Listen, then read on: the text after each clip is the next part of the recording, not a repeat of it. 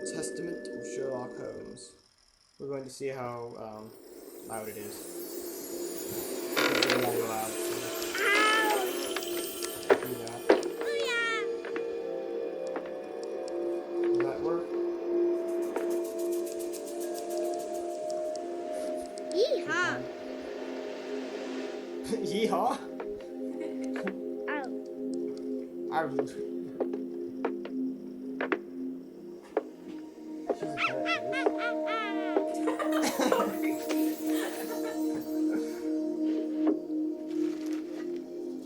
I mean, I've seen people with that face before. It's just. La la la. Ow! Aw. Ah! Ah! What's this?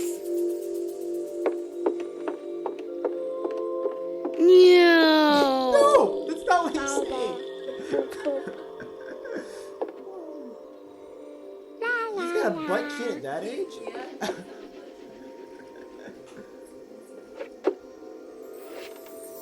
What are you doing to Watson? Don't touch him there. No, don't touch him.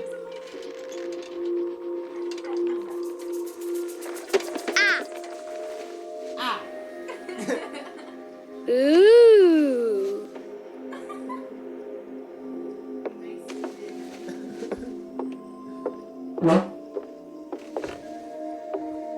Oh, look! It's a book!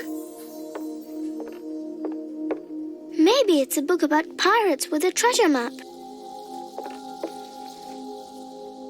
No, I don't think so. The blind girl. I wish that I had seen through all your lies. Oh, start from the beginning, not the middle. It's so old. And so I decided to pick up my pen to relate the most disturbing episode of my life thus far. It all began early one morning in 1898 when Sherlock Holmes invited me to accompany him on a visit to the Marquis of Conyngham. I thought it was Marquis. Hello. My face. Watson, my dear fellow, we can now go and inform the Marquis that we have found the Samoan necklace, and very much faster than Inspector Baines, too, which pleases me. Have you really solved the theft, Holmes? And so quickly? I have indeed, Watson, and believe me, it was completely unnecessary to spread out all over London, as our friend Baines thought was best. He likes to boast that his methods are equal to mine, but once again the outcome has contradicted him. After all these years of accompanying you upon your investigations, I thought that by now I should be reasonably capable of following your train of thought. But in this particular case, I must admit that I don't understand anything at all. Ah, you see, but you do not observe, Watson. There lies the difference. It is a matter of course. A matter of course? In the middle of the night, when everyone is fast asleep, the service bell within that room rings out and alerts the servants. They dress quickly and come running. But the door is locked and there is a strong smell of burning from within. A few seconds later, the master of the house himself, the robbed Marchioness's husband, the Marquis of Conyngham, arrives and unlocks the door using the sole key.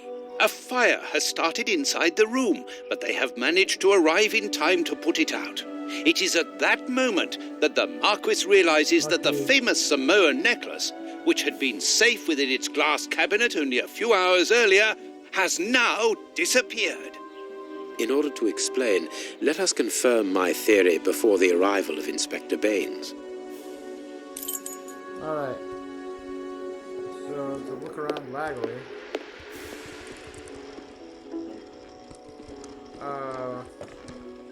Apparently. Hang on, we're gonna do something. Think this helped a bit? I don't know. Hopefully, apparently, the visual settings change only after we restart. So now look at this. This window was cut with a diamond. A clean, discreet piece of work. This is where the necklace was. See how tiny the hole is, and not one fingerprint upon the window. You always interact with left click. After clues examined, it will turn green. Please Move to the window. You'll see two clue icons simultaneously.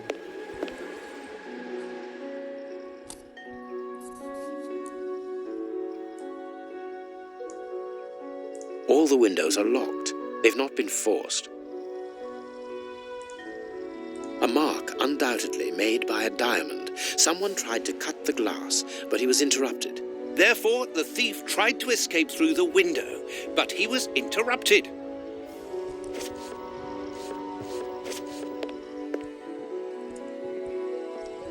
I'm trying to go to the chimney now. Let's go to the chimney.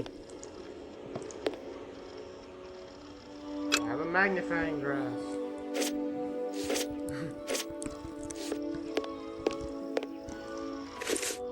Okay, we got a pocket knife, matches, and a magnifying glass. Come, magnifying glass. Near the piano, so give this. I'm gonna activate them. Let us examine the crumpled Look for the clues. Now look at this. Look at that. These sooty prints were left by a tiny hand.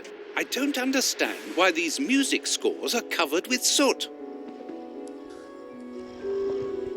Press R or middle mouse button to enter first person mode.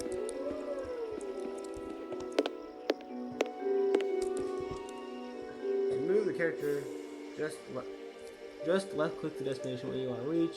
To run the desired location, double click somewhere. Run, Holmes! Run! Indubitably! Smoke this! Use their smoking icon. Smoke behind the curtain. Smoke it. Smoke that.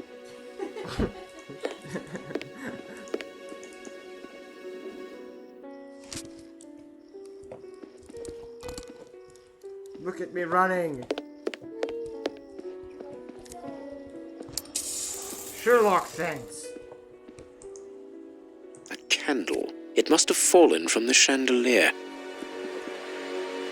My Sherlock senses are tingling. These documents are not very interesting, even though they're addressed to the Minister of Maritime Affairs. The Marquis himself. Marquis! It's pronounced Marquis. Not very well kept, this aquarium. I can see a dead fish floating on the surface. You should take it. Take the dead fish. I'm gonna... This draft screen makes an ideal hiding place. As the theft was committed at night, I conclude that the thief hid himself behind the draft screen and waited until he was alone in the room. I'm gonna look at the floor. Strange. There aren't any prints. Yet I'm sure that the thief hid here. What does it tell you what I've already interacted with? When the servants arrived at the door, having been alerted by the bell, they saw evidence of the theft and the fire, but they didn't see the thief. This door is very hard to force. The Marquis is the only person to have the key. The thief could not get out through here until eventually, when the door was opened by the servants. I thought it was a shiny thing. You wanted to play dress up. Hello, Watson. I'm gonna talk to What do you think, Holmes? Let us search the room before the police get here. We might throw some light onto all this. I like lighting things. Apparently I'm stuck on Watson. Oh, look at all this! Look at all this! My Sherlock senses are Footprints. You are not going to get on your knees to examine them. There is no need. It is soot. The servants must have trodden in it while they were putting out the fire. The fire started here, just beneath the bell pull. Whoever pulled the cord would have had his feet in the fire, unless it was pulled before the fire started. She pulled the cord and knocked over the candle, which started the fire, which magic. Strange. There are some objects here that have been knocked over. See? Look, it's a knocked over candle. Heading towards his chosen escape route, probably the window, the thief knocked over the stool, which then caught fire. But why didn't he try to put the fire out at once? Ah, Mr. Holmes, you're already here. Good morning, Inspector. You've arrived just in time. Scotland Yard arrives like the cavalry, always in the nick of time. Ah, but I know that satisfied expression, Mr. Holmes. Have you already solved the case? I can't quite tell his expression. It's possible. We have retraced the thief's rather unusual footsteps. He is a true acrobat. But what I cannot understand is that when the servants entered the room, there was no one to be seen. An acrobat, perhaps, but an invisible one? I do not think so. The only explanation is that the thief escaped before the servants arrived. I don't know how, but there is no other way. Half a point for the doctor, nil for the inspector. I am pleased to see that you find the situation amusing, Mr. Holmes. Very well then, explain. Dr. Watson was correct when he mentioned acrobatics, but he is mistaken about the nature of the acrobat. As for you, Baines, you're quite incorrect, as the thief was in the room when the servants entered. Explain, for heaven's sake, Mr. Holmes. Watson, how could a thief be missed in the middle of 8 men? I don't know. Because he is very small? Stop teasing us, Holmes. Exactly, because he is small and remarkably agile. You're thinking of a monkey?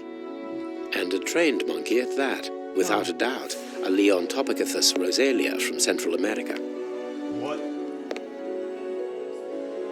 The animal had been hidden inside the room for several hours, calmly awaiting the signal from his master.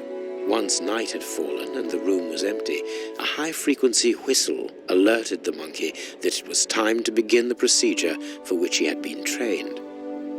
The monkey emerged from his hiding place and used the point of a diamond to open the glass cabinet and steal the necklace. He headed across to the window by the chimney, but knocked over the stool, which in turn knocked aside the fire guard and started the fire. The frightened monkey jumped from the chimney by swinging from the bell pull, thus alerting the house servants. He then went to the window and began to use his diamond to cut a hole, but was interrupted by the staff trying to gain entry via the door, and he panicked again. He ran across the piano, scattering the music scores onto the floor, before hiding inside the chandelier, knocking over a candle. Finally, the servants and the Marquis entered the room, leaving the door open while they put out the fire. It was during the confusion that our agile little thief made his escape through the doorway. As simple as that. A brilliant explanation. Bravo, Holmes. And the necklace? I can see it from here, my friends. It's right in front of us. We have searched the room from top to bottom, Holmes. How were we unable to find it? Because we paid insufficient attention to the only victim of this affair. What victim? No one is dead?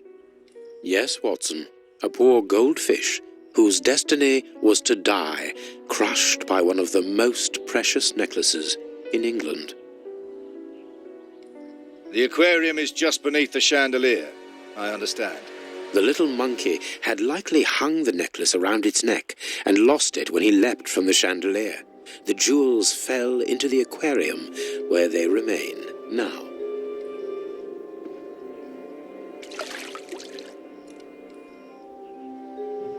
Well, that wasn't there before.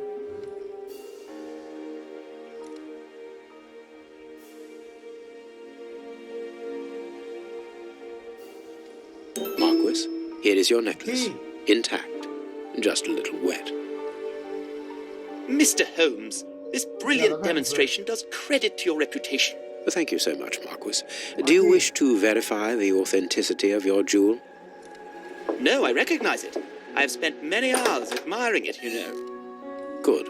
I will return it with the box, and Inspector, a bank has just been held up. You must follow me at once. Orders of Scotland Yard. What times? Sirs, duty calls. My regards, Marquis. And well done again, Mr. Holmes. there, the necklace is in its box. We've lost enough time here. Let's go home, Watson. Ah, very well, as you wish. A good day to you, Marquis. Marquis. With pleasure, gentlemen. And once again, thank you.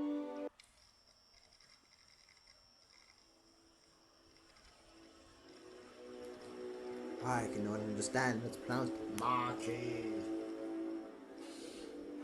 Why? Why not? Why don't you know?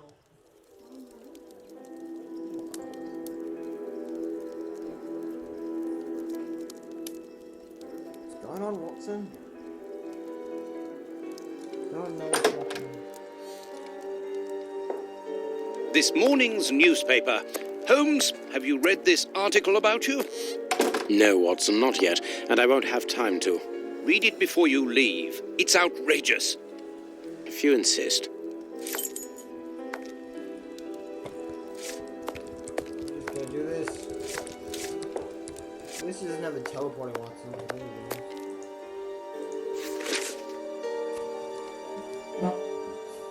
Sherlock Holmes, the home of Marquess Cunningham. The investigation is a fiasco. Yesterday, the celebrated detective was invited to the manor of the Marquess Cunningham to supply his conclusions following his investigation into the disappearance of the priceless stolen necklace. Called the detective finds the face.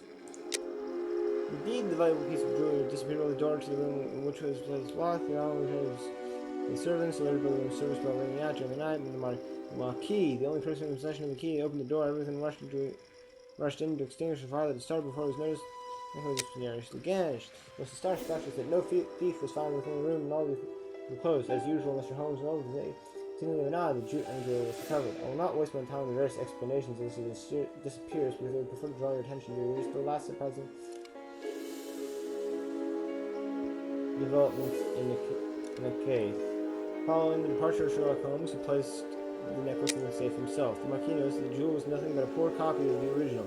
He had not forgotten that the Samoan necklace, although plain and without ornament, is unique because of the rarity of its pearls.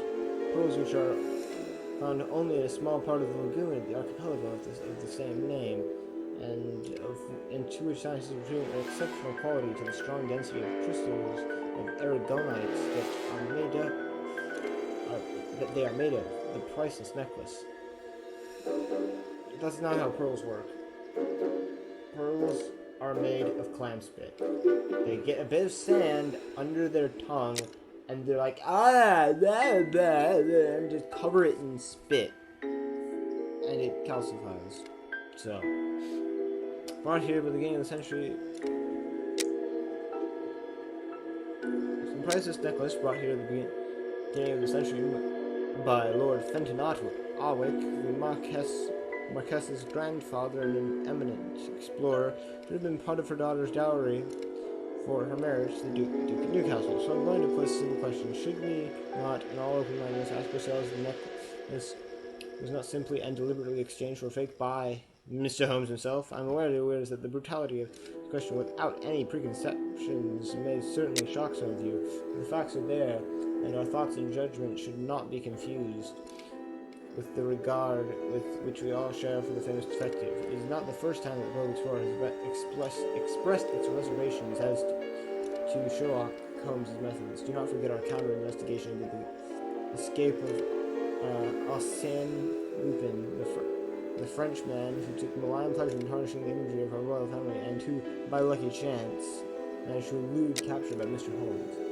At the time, we did not hesitate to consider it a tacit complicity on the part of the latter. For those who are familiar with Mr. Holmes, it is quite apparent that his character traits show more of the opportunist and brilliant usurper than that of an altruistic defender of the law. I would draw the attention of our readers to the suggestion that the description of this gentleman provided by his friend Dr. John Watson through his stories is a long way from the truth. Indeed, his behavior is derisive, contemptuous, haughty, and offensive towards the police, and in particular towards Inspector Baines, replacing Inspector Lestrade, who is currently convalescent, and an habitual abuser of narcotics such as heroin and cocaine. This is why, dear readers, it is important to disregard Sherlock Holmes' good reputation in order to form an objective opinion and ask the pertinent questions. Why was the necklace that Holmes found already a fake? Was the necklace that Holmes already found a fake? If that is the case, why did he not mention it, and why should he insist on placing it back in the safe, within the safe himself? Wait, what? Heroin and cocaine are narcotics? I'm pretty sure they're not narcotics, are they? Is it narcotics? product a specific type of drug? No? No? No. And do crack cocaine and heroin. Has the detective some unsavory interest in this affair, or is it a simple case of deceit in order to steal the extraordinary Samoan necklace? It is up to you, dear readers, to form your own opinions, but you can count upon your humble servant to continue revealing to the public the doubtful methods and motivations of one who in the future I shall not hesitate to call Sherlock Holmes the usurper. To be continued, O'Farley. The ancestry of Prince Lord's the Lords Committee, set up in order to verify Prince Woodville's legitimacy, made its conclusions public last night without surprise. The prince's title was confirmed, as rumors suggested. In return of an unfavorable opinion by the committee, the prince would have abandoned any claim to inheritance of the present royal family as well as any political activity. The young man, now age 28, read history and law at Oxford with a diploma in philosophy. Spent most of his childhood in France, where he acquired a considerable knowledge of the culinary arts. For those who might think this is a handicap, when integrating into British high society, let me remind you that he is also outstanding on the polo field and plays the bagpipes quite beautifully. Finally, we should add that lately he has become actively involved in charity work and aiding the poor. J.B. Good. Prince Woodville, French culinary expert and bagpipe player, might be our next king. That's not so shocking, my dear fellow. You know exactly to which article I'm referring, Holmes. How can Farley dare to tarnish your reputation like that? You know, Watson, that wherever glory walks, jealousy is bound to follow. As for the forgery of the necklace, I suspect that we shall soon be enlightened in this regard. Come in, Inspector Baines. The door's open. Ah, Mr. Holmes. How did you know I was here? You are one of our rare visitors who avoids the second-to-last step of the stairs, which creaks dreadfully. And if I add the clinking of the handcuffs at your belt, to what do we owe the pleasure of your visit, Inspector? Have you read that bag? Inspector, I assume that you have the fake necklace with you. It's why you're here. Your superiors would like me to examine it. Indeed. They would like you to confirm or deny putting this fake in the box. Can't that wait? I must go to the house of Lord Peregrine Maitland, the Bishop of Knightsbridge. Inspector, can you explain this slander? Has the necklace of the Samoas really been replaced by a fake? I don't know how the reporter got hold of the information, but it's true. About the necklace, of course. I wouldn't permit myself to question the integrity and honesty of Mr. Holmes. The necklace is a forgery? Impossible! I saw the Marquis authenticated before my very eyes, before Holmes returned it to its place. Mr. Holmes, the Marquis believes Osmond Farley's theory. I shouldn't be surprised if the reporter isn't behind all this slander about you. He's a freelancer, well known for his explosive and subjective articles. In any case, the Marquis assures us that you were the last person to have the necklace in your hands. Let's return to the Marquis's house, Holmes. I'm sure that we'll have no trouble in taking apart this theory. It is unnecessary. Such allegations collapse on their own, like one of Mrs. Hudson's soufflés. Let us leave the police to solve this problem and turn our attention to the matters in hand. Perhaps you are right, Holmes. And the Marchioness? She is beside herself. Without the necklace, her marriage is compromised. It is the principal item of the young woman's dowry. What a lovely marriage. What? I'm sorry, Watson, but what? Holmes, forgive me for insisting, but don't you want to examine the fake jewellery? Watson, I have an appointment, and it's out of the question that I arrive late. It will only take you a couple of minutes. You really must quell the suspicions put forward in this appalling article. If you will allow me, Inspector? Be my guest.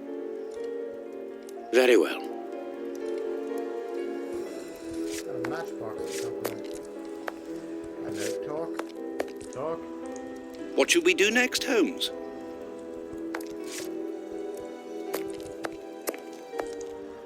What should we do next, Holmes? No, I don't want to talk to you. No! Get... Oh. Stupid.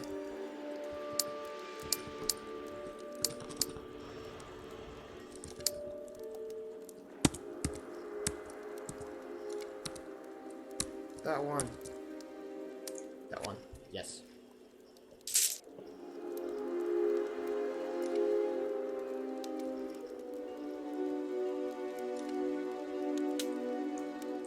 These 3 pearls are of poor quality. This pearl is a different color. This pearl is too small. It is not in its place here. Too many defects. This necklace is a fake. This is nothing but a vulgar copy, and at a glance it would appear that the forger has intended for it to be seen as such.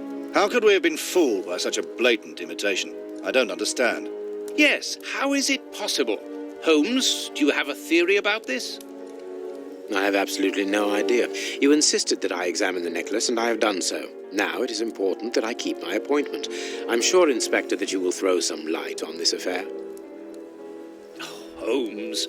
You may accompany me, Watson, if you care to do so. Goodbye, gentlemen. I'll keep you informed as to my inquiries. Goodbye, Inspector. You mentioned a bishop, didn't you? Are we going to his home? Yes, the Bishop of Knightsbridge. I put his address on our map of London on my desk. Would you get it for me, please? All right, Holmes. I'm Dr. Watson. Watson Gray. Watson Gray.